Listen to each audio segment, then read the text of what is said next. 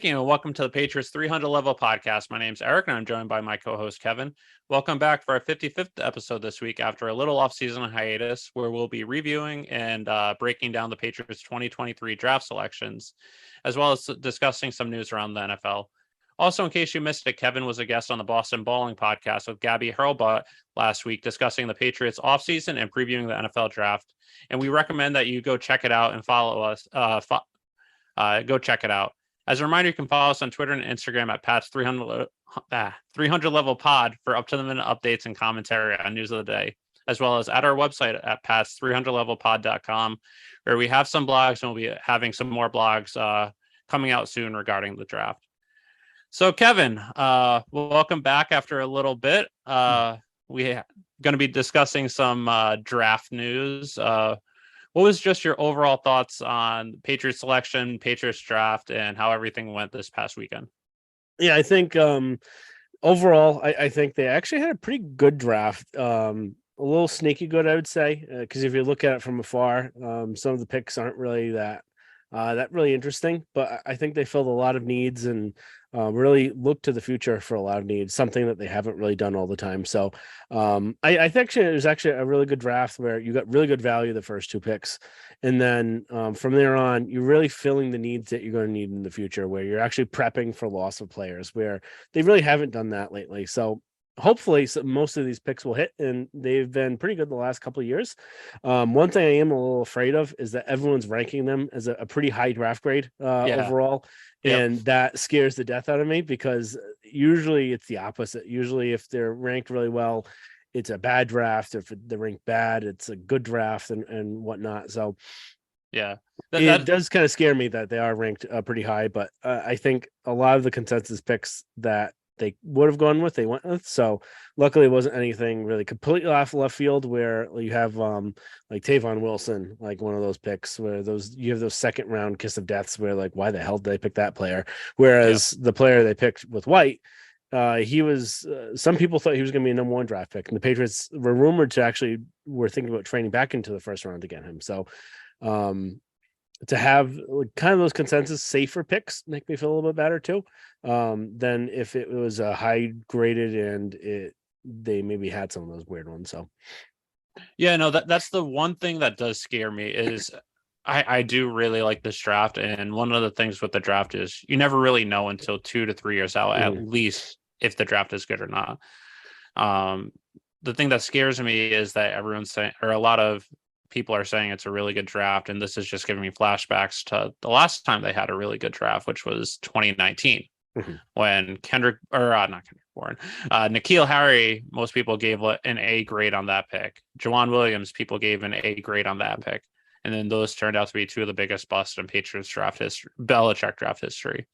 So that is the thing that scares me, is since people are saying it's good, it might not be. But I think they got a lot of value. You got a potential top 5 pick that fell all the way to 17. You got a potential first round defensive line pick that that you got at the second round, which I like him a lot. He's someone that a lot of people are comparing to like a mix between Dietrich Wise and Trey Flowers, where he can play on the edge, he can play on the inside a little bit, and he can give you some versatility in the run game and the pass game. And then you got some good depth as well later on in the draft, and then you took some flyers on some low risk, high reward players at the end of the draft too. So I really like it. You don't know if any of these picks are really going to pan out. You hope that most do, and if they do, then this could be a draft that really sets the franchise in the right direction going forward, especially with the last 2 drafts really hitting as well. Last 3 drafts are really hitting. Yep. And I think that's one of the things too that I really like about what I've seen when Matt Groh's been kind of leading that draft room and leading kind of player operations, where the picks that he's going with aren't those ones where it's like, oh, he's from Michigan or he's from Alabama or he's one of these 3 schools that we know they're going to draft from. He's really looking to see all sorts of players, and he's drafting athletes. He's not drafting for a particular like, oh, this would be a really good matchup for this. They're trying to really get, and this is I think really kind of the catchphrase for this draft for them is that best player available. They Yeah. pretty much did that, where they weren't saying we need a tight end, we need an overdraft for one, or we need an offensive tackle, we need to overdraft for one. Where Yeah, essentially Broderick what they did with Jones, the two tight ends in 2020, Dalton Keene and Devin yeah, Asiasi, they needed a mhm, tight end, so they overreached for both of them, and both yeah, didn't pan out. and that's something that he brought up. So going into this, the no tight end is that they went a lot faster than they're expecting, and he didn't want to be in that position where they're just drafting one to draft one, where it wasn't the right value for them at that point. And that makes a lot of sense. You don't want to go overreaching and having a wasted draft pick because of that. So he seems pretty in tune with knowing the value and not getting a little panicked and scared, which is really good. And the fact that it's, again, he's drafting these athletes and the best player available, where um, it can give them some pretty good value there. So I'm really excited about seeing that and excited to see how this draft class goes. Not every one of them is probably going to be a win, and we know that. You're lucky if 50% of your draft picks hit. That's a success. So Yeah. we'll see how that goes. But I'm really excited just to see and kind of go into each of these players individually about that. And then even just anything you want to mention on that, or I've got another one more Yeah, thing. I think the one thing too that I'm just a little intrigued about or curious about was when they traded back from 14 to 17 when they had their eyes on Christian Gonzalez. It was a risk. I mean, they viewed the draft board and who was behind them, and they felt comfortable that the Jets and the Redskins Commanders. or Commanders weren't going to draft him. But if someone else traded up to get him, like he could have been gone, and that's a risk you take. I'd be very interested to see who they would have gone with, because he said there were a couple people that they were comfortable going with too. Would it have been JSN from OSU, or would it have been O tackle? That's just something I always think about when they trade back, because it is a risk in case the player they want isn't there anymore. Yep. Yeah, that's a good point, where I think they, like you said, they read the board really well, saying that we know that the Steelers are going to pick this person. We know the Jets are going to go on this person. We know that the Commanders are going to want this. The really big question, though, would be what happens if another team wanted to trade up and jump to grab one of those players and grab Gonzalez? They would have been you don't know who else is going to trade for him. You don't know when that's going to happen. So, Yeah. who are those other players available? The other one, too, if the Commanders took Gonzalez, maybe they would have taken. Except they had a feeling that they weren't going to pick Gonzalez. They're going to pick the Yeah, corner. because I think Commanders play zone D, and that's why they went with the guy they Yeah. went.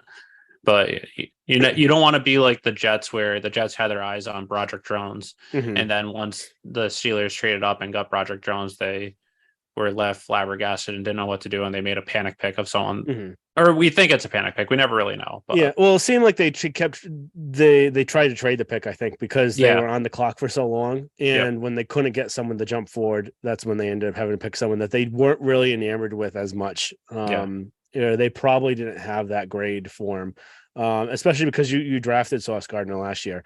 If you're really doing best player available at that point, if you're really not in love with that player you're getting, maybe it might make sense to go for another corner, but I don't really know. It's kind of really overkill at that point. The other thing also about the no offensive tackle taken, one thing that I think we were kind of both wrong on was Broderick Jones, because he was available to them at 14. I never really liked Broderick Jones. Yeah. He was I believe a redshirt sophomore that only played about 17 games. He was very raw, and for Bill Belichick type early round pick, he wasn't someone that really fit the build. So that's why I never really thought they were going to be going after Broderick. Yep, I was gonna say I was at least high on him, and I'll admit I was wrong. And a couple things I think I missed on that. One, like you said, the playing amount. When Belichick's taking a player that high in the first round, they have to be surefire number one picks without really any question marks. So, with him basically playing a season and a half, I think. Yeah, a That's little less than that. one big question mark, saying what does he really look like.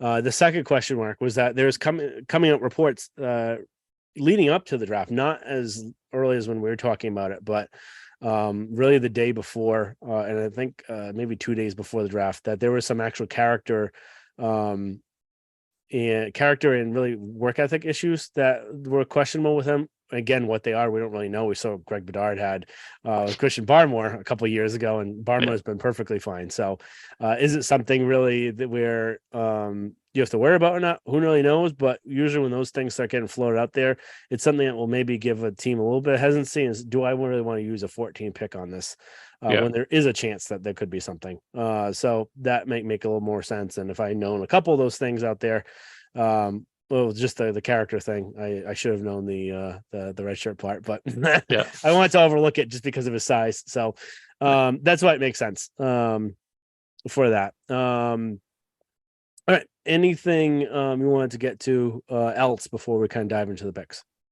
Not really. I think we'll get into this in a little bit, but I think the only other surprise for some Patriots fans was that based on how this offense was last year, a lot of people were hoping that they'd make a lot of offseason acquisitions to address the offensive skill position. Mm-hmm. You lost Damian Harris, which spent half his time on the injury practice field, but when he was in the game, he was very reliable running back, and you didn't really replace him. You got a low risk, high reward player in James Robinson.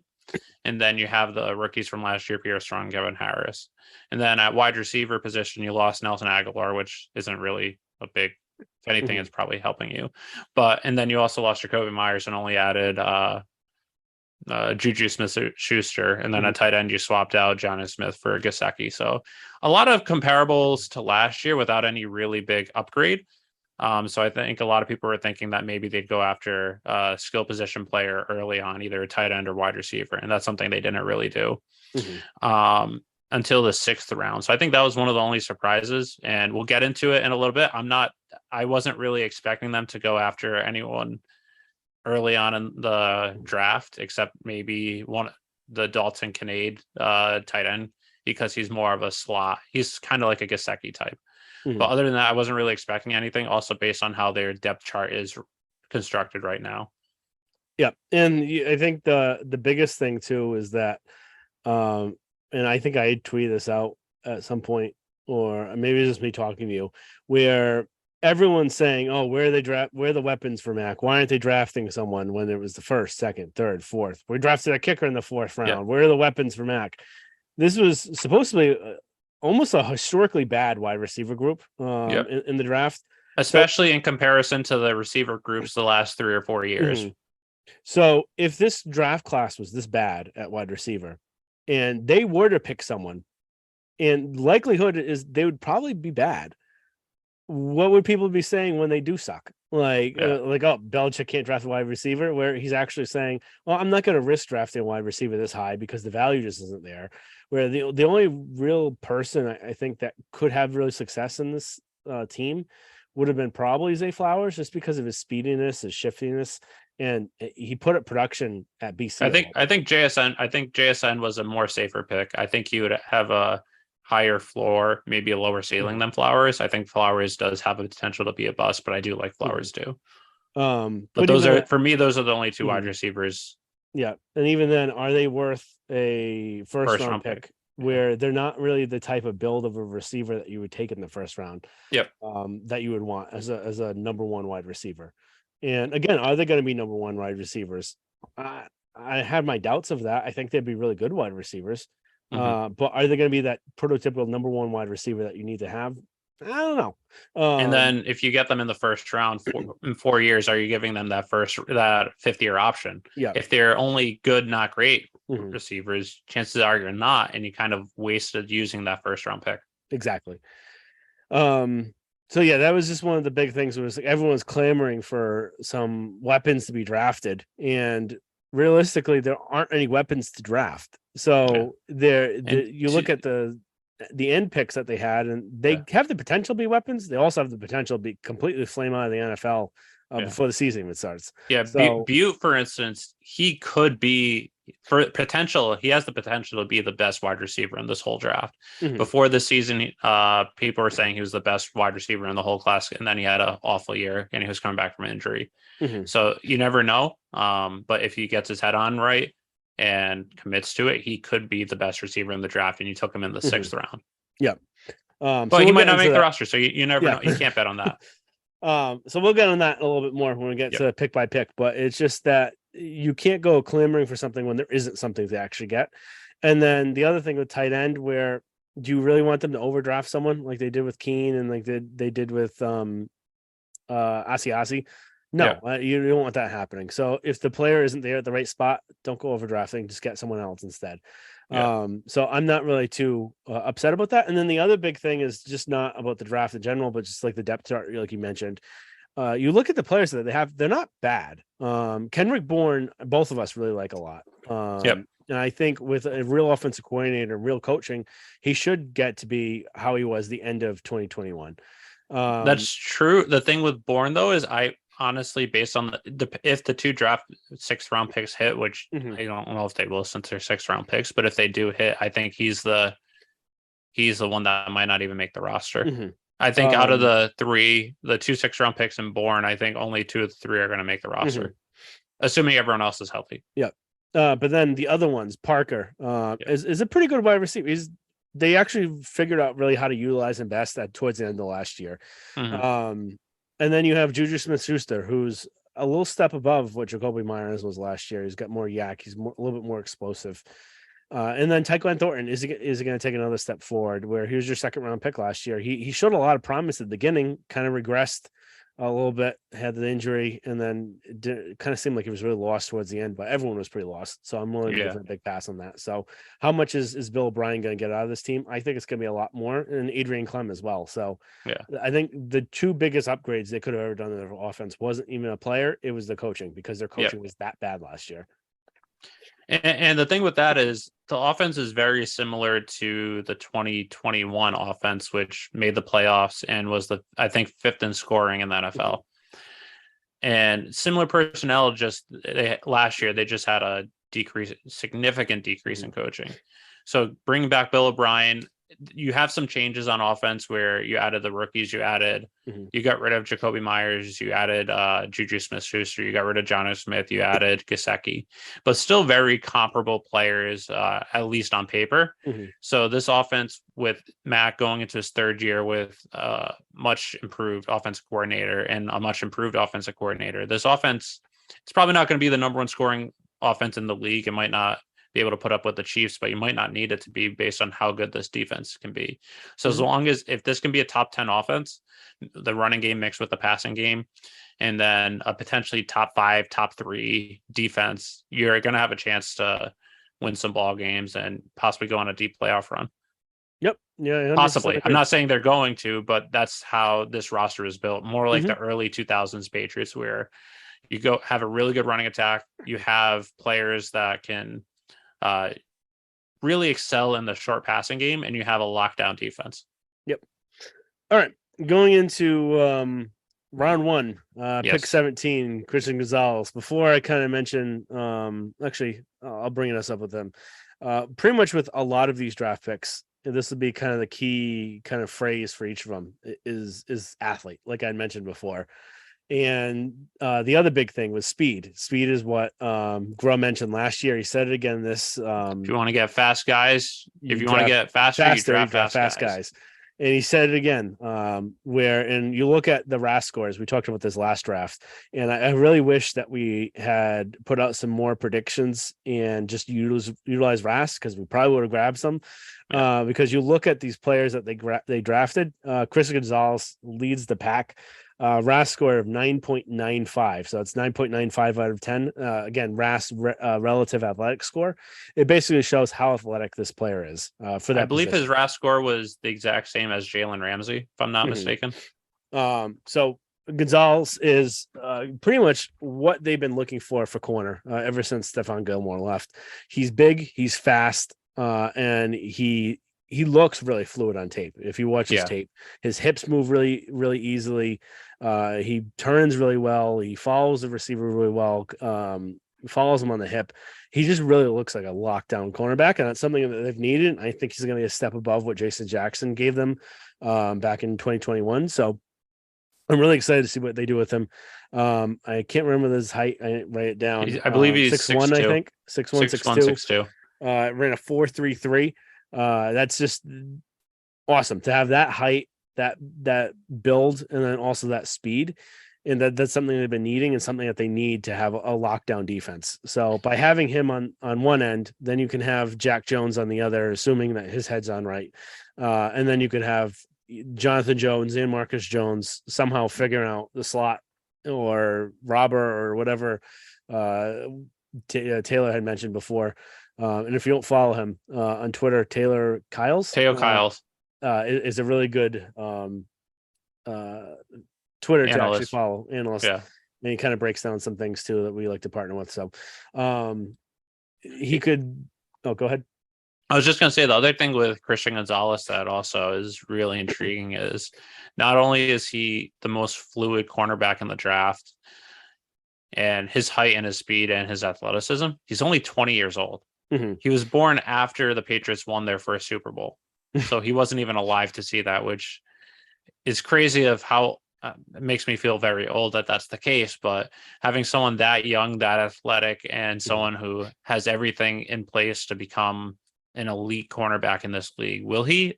That's something we'll have to wait and see. But he has all the tools in the world to become a elite top 5 lockdown corner in the NFL, and getting him to having other good cornerbacks on the roster as well, as deep as this defensive back room is, you don't have to necessarily rely on him, throw him out to the Wolves day one. You can ease him in if you don't feel that he's there yet, having Jack Jones, having Jonathan Jones.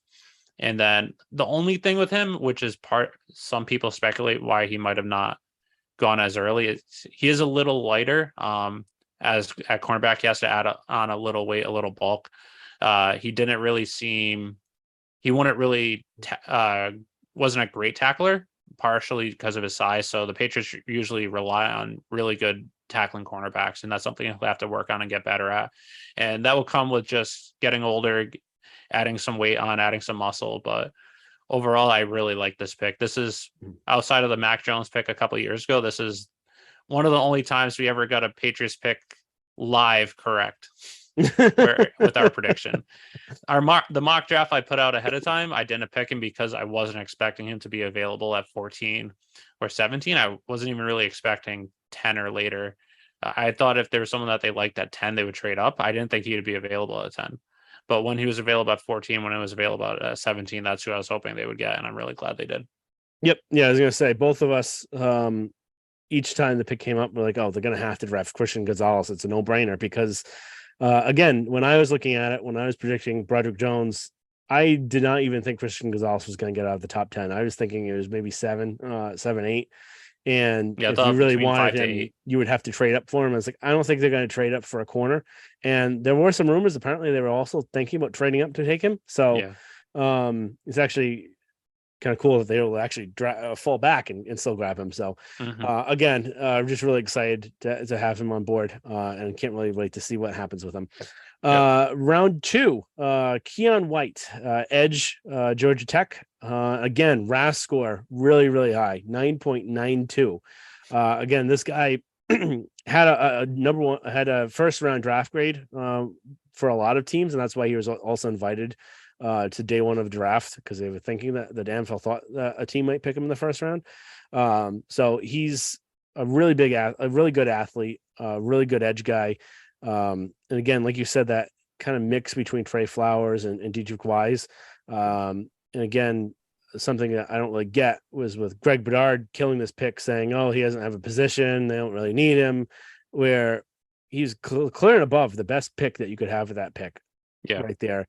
And number 2, you shouldn't be expecting anything out of your draft picks other than the first round, pretty much in the first year. It's really year 2, year 3, like you said. You're hoping for some contributions here or there, but you're not expecting them to be a potential Pro Bowler year 1. So with that on the case, all these defensive linemen are getting older. Guy may not make the team this year. Dietrich Wise isn't getting any younger. And although he did have a career year last year, you have to give him that. He did. But I need to see it 2 years in a row. And in case you're new to our podcast, Kevin has been the biggest Dietrich Wise hater up until last year. Yeah. So we'll see how that works. But it just, when you can add that type of athlete and add that type of player, you do it. You don't go saying, oh, where am I going to fit him? You find a way to fit him in. So it's not that big of an issue. And go ahead. He's a beast. So no, you're adding someone with incredible athleticism and size. He's 6'5", 285. you compare him with, if you have him on the, as you were saying, Judon's getting older. Uche's on his last year of the contract. He doesn't really fit the same style as Uche, but he can rush the passer. And then he can also shift inside as well. If you're running a 3-4, if you're running a 4-3, he can be on the inside or outside. Even if you're running a 3 down lineman and then 2 edges on the outside, he's someone that can fit the inside edge as well. So I really like the pick. At the time, I was hoping that they'd go Dewan Jones, tackle from Ohio State, because he reminds me of Trent Brown 2.0, 6'8", 360 beast. But after he slid to the 4th round, there are a lot of reports coming out about off the field issues, work ethic, character issues. So we don't know. Again, we don't know how realistic that is or how valid they are. But that's the reason why I didn't want Keon White. I wanted Dewan Jones. But considering everything in and all of itself, I really like the pick of Keon White. Yep. All right. Moving on. Round 3, pick 76. I may butcher this last name. Marte Mapu, safety linebacker. They announced him as a linebacker. I think that's really what they're going to use him more towards. Out of Sacramento, he didn't have a RAS score, but if you just look at him and look at his play, he's extremely athletic. Really fast. Is a really good tackler, hard hitter. And actually really excited to see what he could bring to this linebacker core. Again, I'm going to maybe shit on Greg Bedard one more time, but he's been saying, everyone's been saying for years, they need to get faster at linebacker. They got to get better at linebacker. They don't have any speed. They can't really match up with the Bills or any of these high power offenses. And they draft exactly what you've been looking for, exactly what everyone's been looking for, that linebacker safety sort of hybrid, but more probably as a linebacker. And he says, there's no room for him on the roster. They've got McMillan. They've got who Wilson. Might not make the roster. Yeah, Wilson, who might not make the roster. Players where they're on 1-year deals and they're not the future. This is exactly what everyone's been clamoring for the Patriots, where they're saying they're too slow at the linebacker. They're not fast enough to keep up with these offenses, with these mobile quarterbacks. This is exactly the guy you need. And then let's say they're not able to re-sign Duggar, where they have a boatload of cap space next year. So that may not even be the case. So we may see a lot of restructures going on and extensions before the season starts, because they all have that space there. That's probably last on the list of things to do. But he could take over for Duggar. But if not, he could be that number 1 linebacker that they've been searching for, that has speed, that has power, that can stop the run, but also stop any of the passing attacks. And I'm really excited to kind of see what he brings. And he just really has everything. He's got the speed, he's got the tackling, he's got the power. And it's really excited to see kind of what he brings. Yeah, and Marte Mapu is the only pick that I actually made correct in my mock draft. Grant, I had him going in the 4th round, but again, I really like this pick. In the NFL today, you don't really have the traditional linebackers that you did 10, 20 years ago, where you have the outside linebackers like Terrell Suggs and then an inside linebacker like Brian Urlacher. You have a lot of different safety linebacker hybrids that are more like Kyle Duggar, who will play linebacker, who will play safety, and he fits this mold perfectly. He's a little lighter on the linebacker side. He's only, I think, 216. He's 6'3", 216, so he is the lightest linebacker in the linebacker room. But he still has a lot of power, a lot of strength, and I'm sure he's going to be putting on some strength as well when he gets here. In college, he played a lot. He played safety, he played linebacker, he played edge, he played some slot corner. So kind of exactly what Bill Belichick loves to look for, positional versatility. And he's someone that Taylor Kyles, who you mentioned earlier, he's projecting that in this defense, he might be able to get 7 sacks this year as a rookie based on the pass rush that they have with the front 7, along with his positional versatility as well, where he might be able to play inside the box like Duggar used to, and then have Duggar play some freelance safety all across the field. So that's something that I think he'll slowly be worked into the defense based on how deep they are at the defensive back position in the front 7. But I think this is someone that can also, for the future, really help this defense, but also make some key impacts this year as well. Yep. And then versatility is another big thing that you mentioned, where Bill actually called us out when he was talking about him after the draft that day was over. We were saying where someone was asking what he thought his role would be. And he said, well, realistically, by how much he can do, it may vary week to week what we use him in. He could be linebacker one week. He could be safety one week. Could be edge one week. And just that versatility is really key. And actually, one thing I forgot to mention too about Keon White, where there was a wheel route that he ended up actually covering. Yeah. And you don't usually see that from a 295. 6'5", 285. 285, a 285-pound lineman. And he actually against a running back. Yeah, and he actually covered it really well. So that just really shows you the speed and power that he has. So again, back to Mapu. Excited to kind of see what he brings, all that versatility. Round 4 of their many picks in round 4. The first one, 107, was Jake Andrews, guard from Troy. He's actually going to be probably a center, backup center right now. And this makes a lot of sense. This is one thing that I had tweeted out that that day. Actually, really, right. I think it was right before they picked. Yeah, I think it was commented a couple, on maybe 10 minutes before they picked. Yeah, 10 minutes before I picked. Someone had mentioned a couple positions they thought they would pick. I think tackle, tight end, or what have you. I can't remember what they were. And I was like, I really wouldn't be surprised if they pick a center today because David Andrews isn't getting any younger. He's 30, 31. And they don't really have a backup center. They have Ferentz who blows. So they don't really have someone that they could really rely on there. So I wouldn't be surprised if they drafted someone to be the backup center. And Andrews is 30, turning 31 over the summer. All right. And then that way they have someone to they could be groomed for when Andrews does end up leaving the Patriots. So again, they picked another Andrews who actually really looks like David Andrews. So it's really kind of weird. And I don't really have much to say about his RAS. We've been talking about RAS score. That's 7.51, pretty good one. Anything above 5 is actually considered to be really good.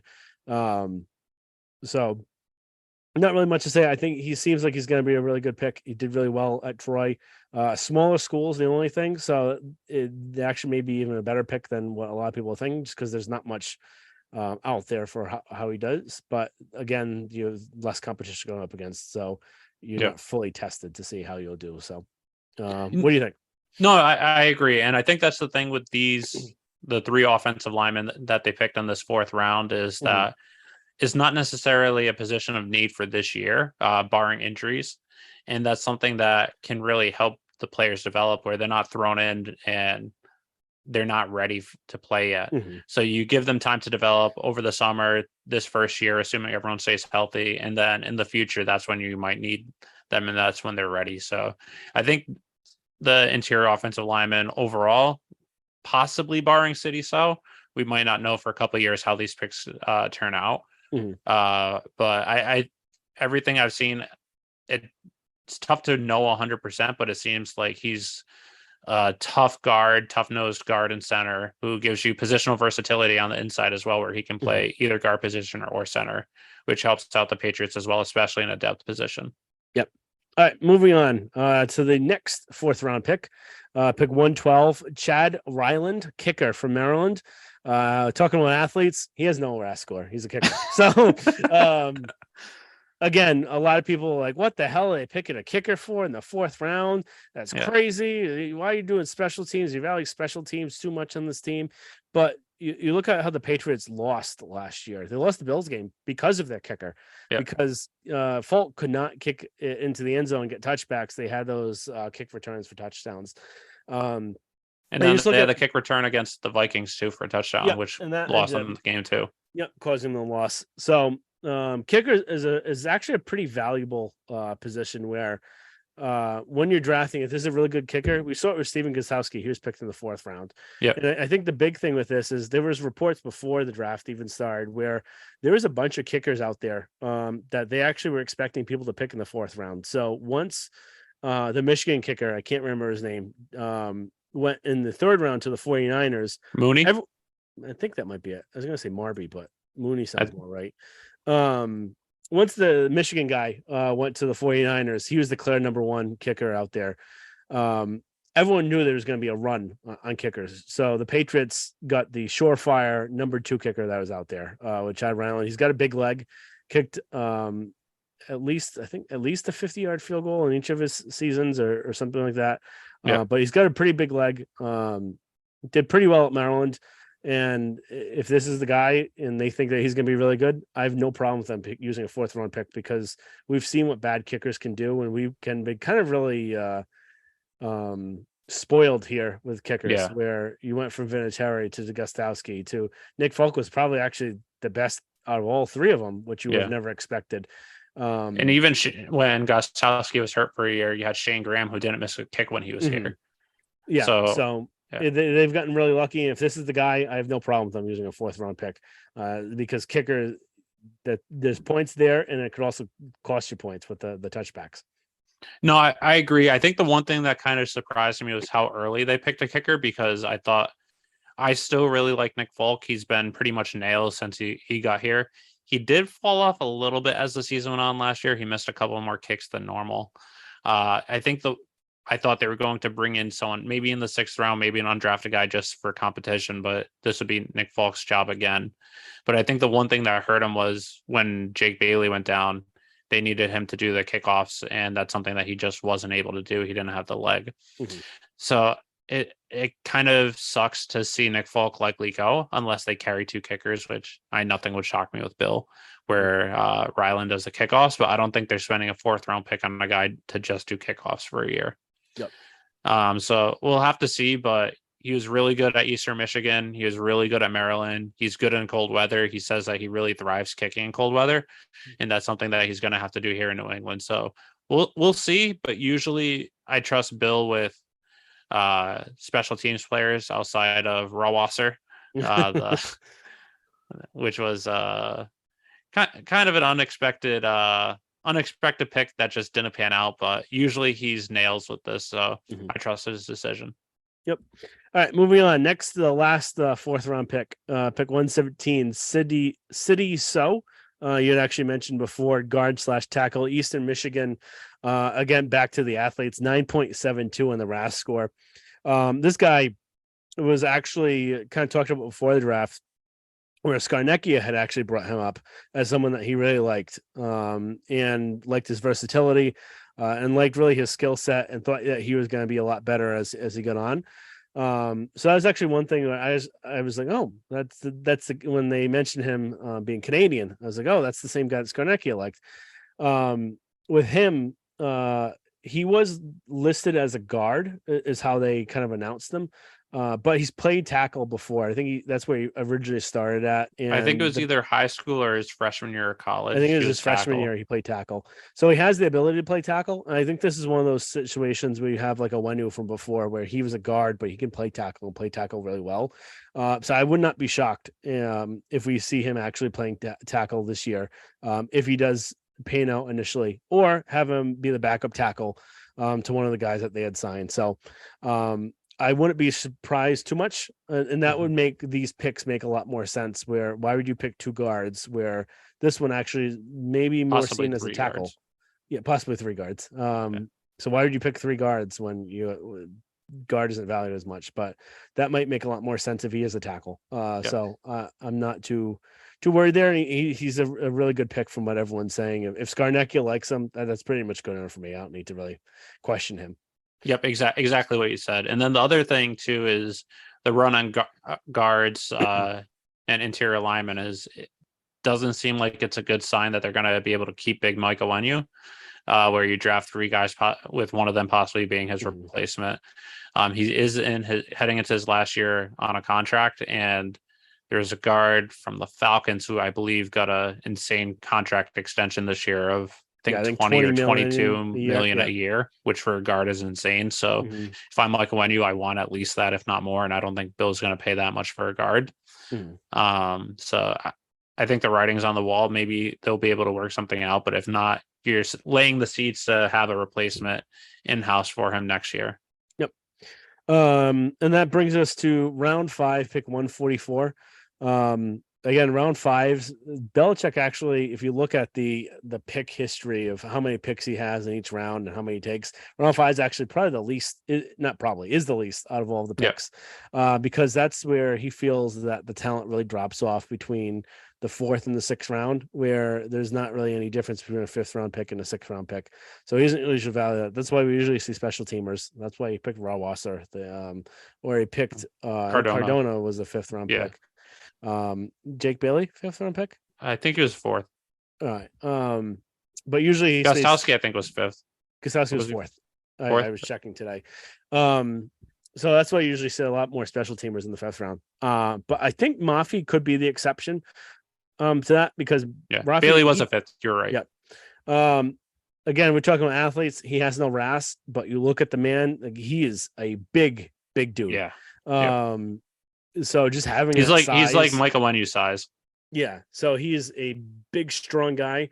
And I think you mentioned So being the perfect replacement for Owenu. I think actually Mafi would be the better replacement for Owenu at guard and having So play tackle. So not really much to say on Mafi. I wasn't saying So was going to be a replacement. I was saying getting 3 interior alignments in general. One of them will be the replacement. Yeah.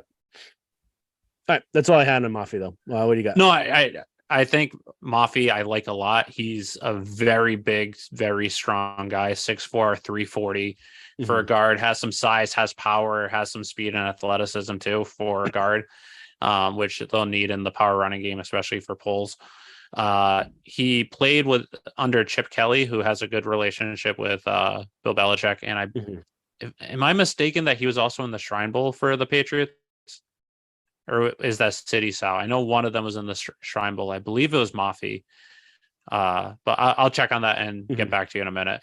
But it's a 5th round pick, so you're not relying on him to day one. He might not even be on the team in a couple of years, but it's a value pick, low risk, potentially high reward. Yep. All right.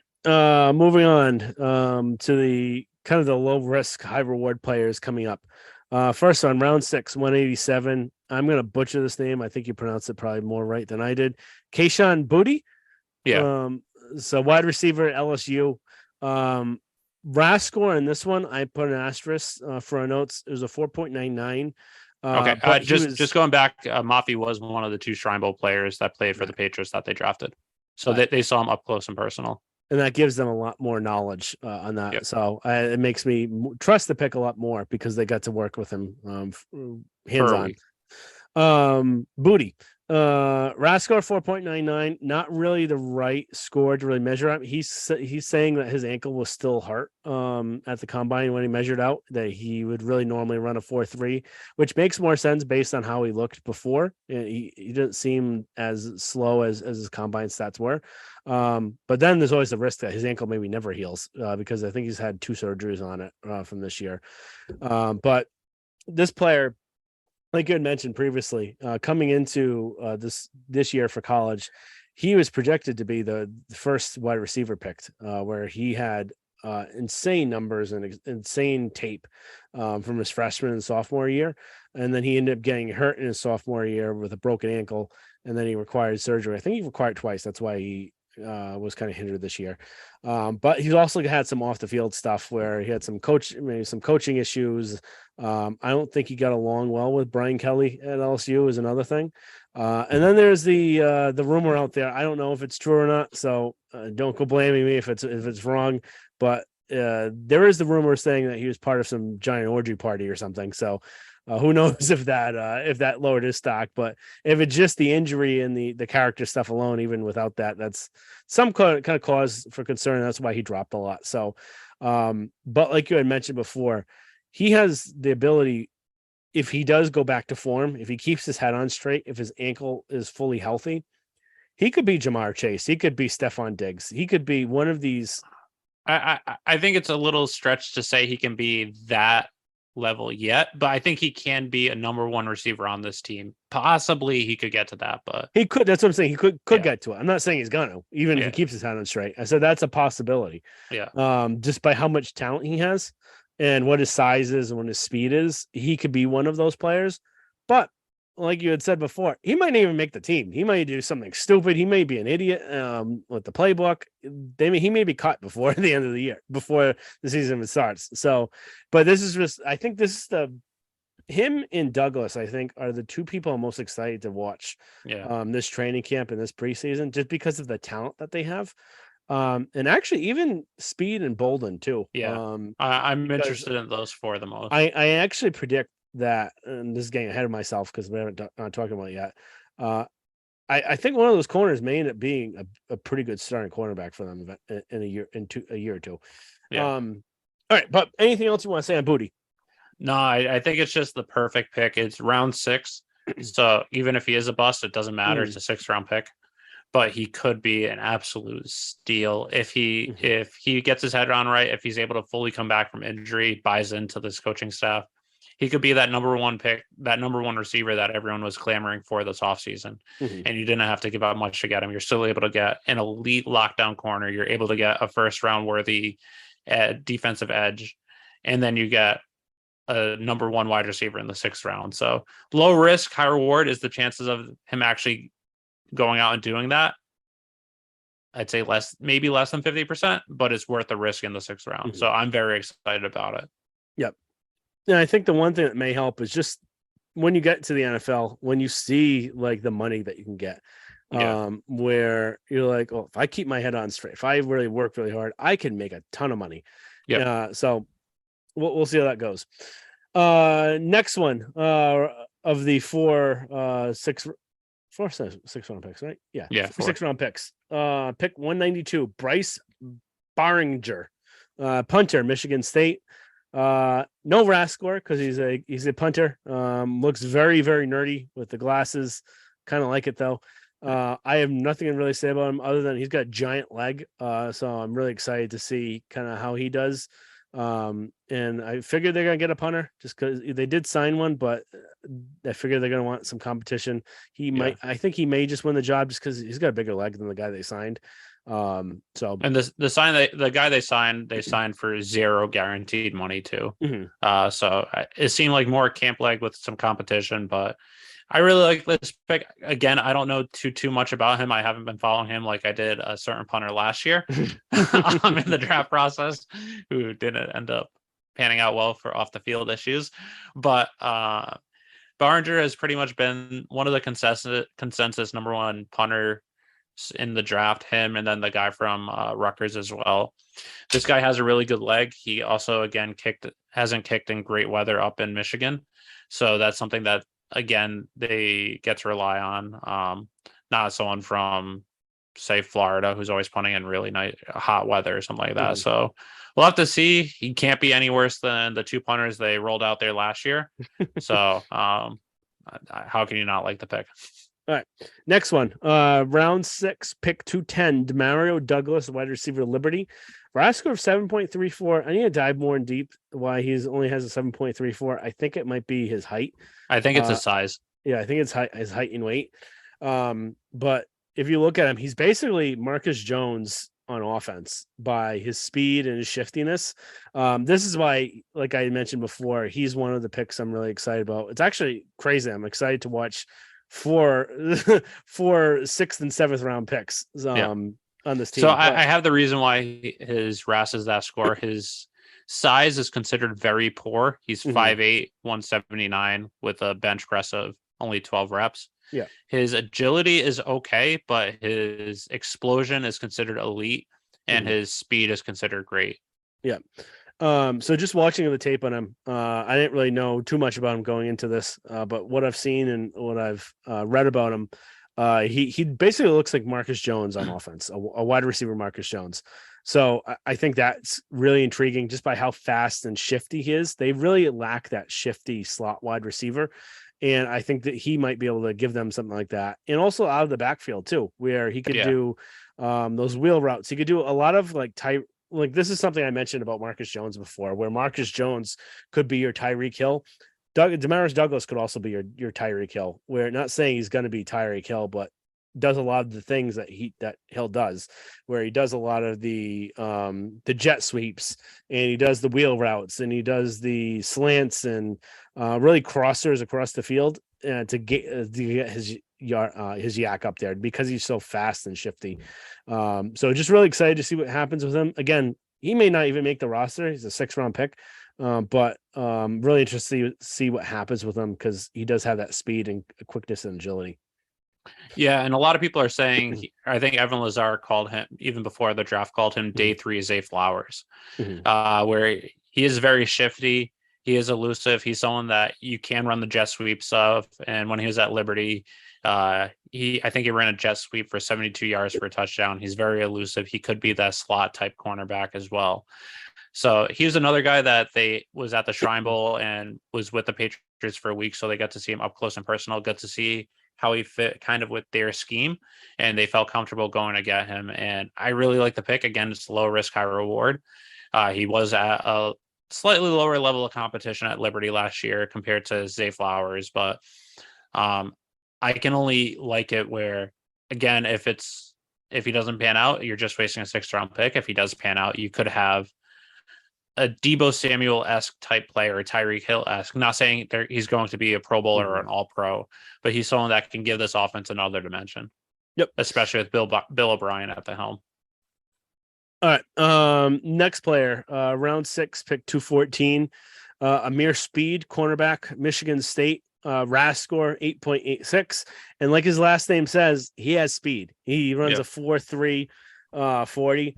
Really quick. A lot of things coming out about him was that he is a good special teamer, and they could see him drafted for that. I'm going to lump him into just Isaiah Bolden because I don't really have much detail about either of them, unless you have something specific you want to talk about speed.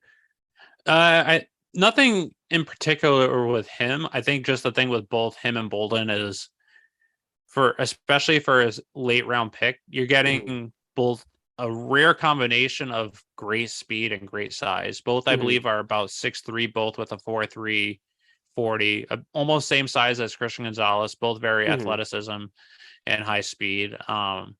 So again, as Mac Rose said, if you want to get fast, you draft fast guys, and that's what they did. And not only are they fast, they have really good size for a cornerback. So I don't know if either of them will make the roster, but if they do, you're adding just more athleticism to this team and more depth as well.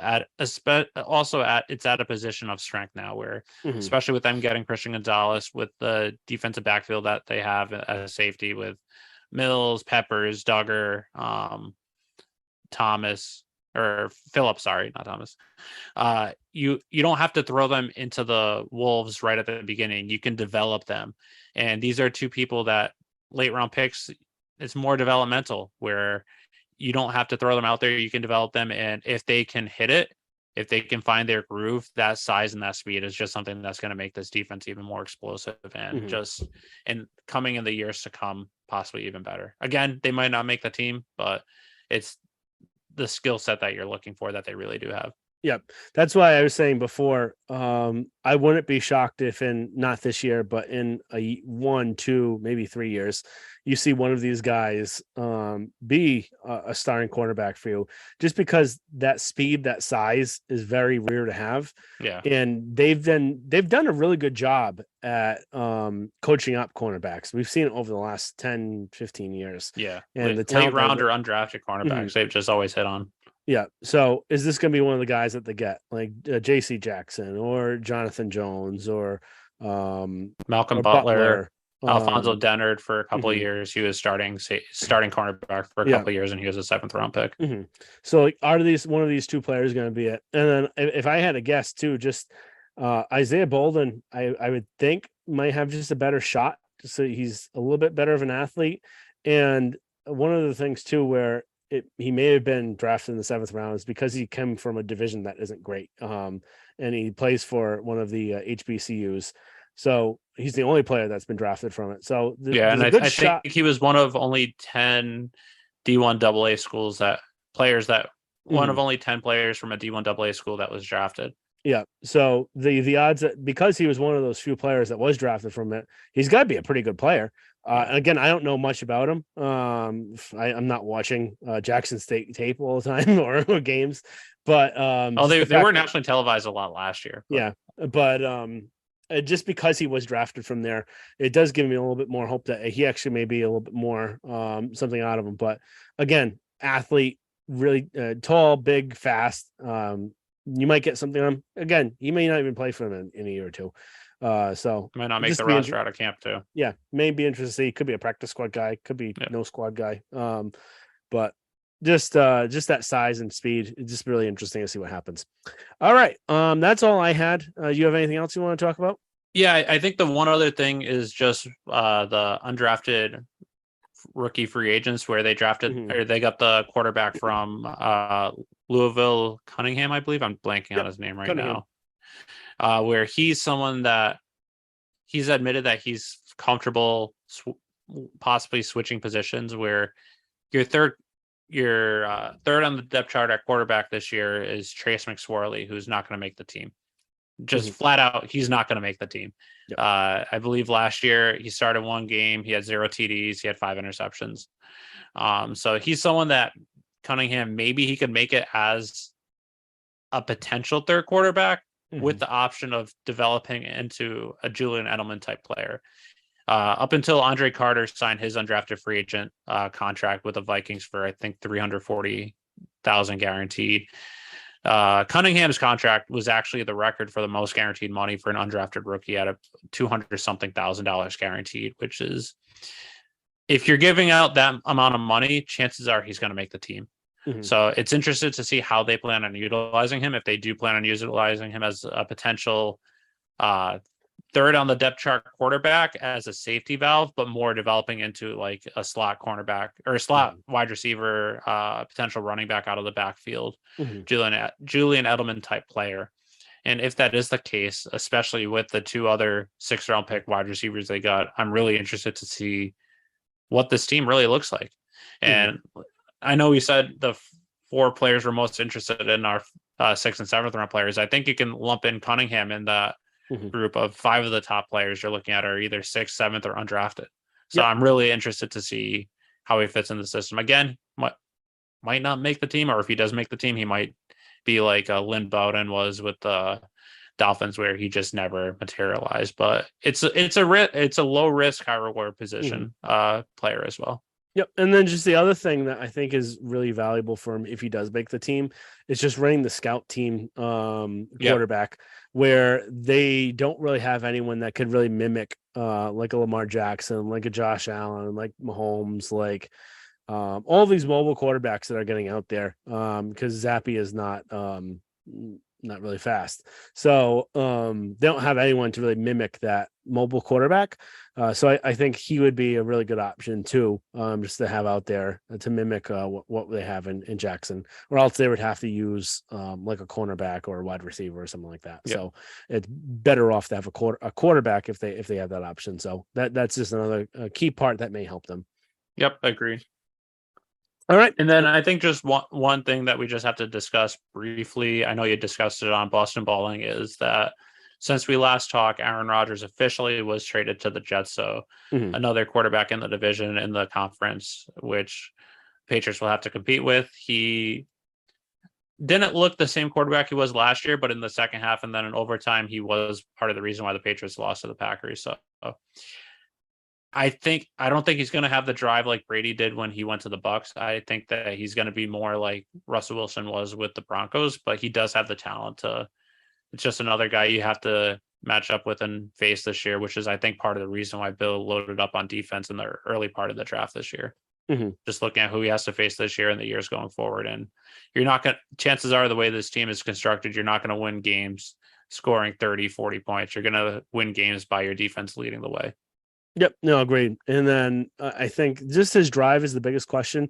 I was actually shocked to see he was already at Yeah, OTAs. me too. So I didn't think that was going to be the case. But he may be there just because that he was there in town for signing his contract. So that could be the case too during the trade. But I'm really interested to see what he kind of really looks like into this. We know with the Packers, he's really skipped OTAs and practice and that sort of stuff. Is he going Yep. to do the same thing with the Jets and try and rely on his talent, or is he going to actually practice and be like Brady? I just don't. I don't think he has it in him, just because I think he's a loser. But who knows? We'll see. Yep. It does just make it you a little bit more scared. You have a real quarterback with the Jets. But Yeah. again, they've had options there before, and it hasn't really panned out. So, but you have a lot of quarterbacks you have to go against this year. Where last year I think you faced 7 backup quarterbacks. Yeah. Something Um, like that. So something crazy. But again, you never know what's going to happen. He could get hurt. Others could get hurt. He does get hurt a lot. So we've got no idea what's going to happen, but it'll be interesting to see. We got more to talk about as the season gets closer. We'll definitely be having a lot of these training camp podcasts, have a lot of guests on during the off season, talk about some stuff. But again, make sure you subscribe, rate, and review. Follow us on Instagram and Twitter for any of those up-to-minute updates. Pat's 300 Level Pod, and then subscribe, rate, and review for us. And then also our website, pats300levelpod.com. We'll have a couple blogs coming up with the draft, detailing these players more in depth. Might try and get some tape and play breakdown if we can set that up. But more to come with that. So just make sure you keep an eye out. Follow us on Twitter, though. That's where we get any of the up-to-minute news when we got our podcast release, when we have the new blogs, that sort of thing. So thank you, everyone, for listening again. And until next time, we'll talk to you later. Thanks.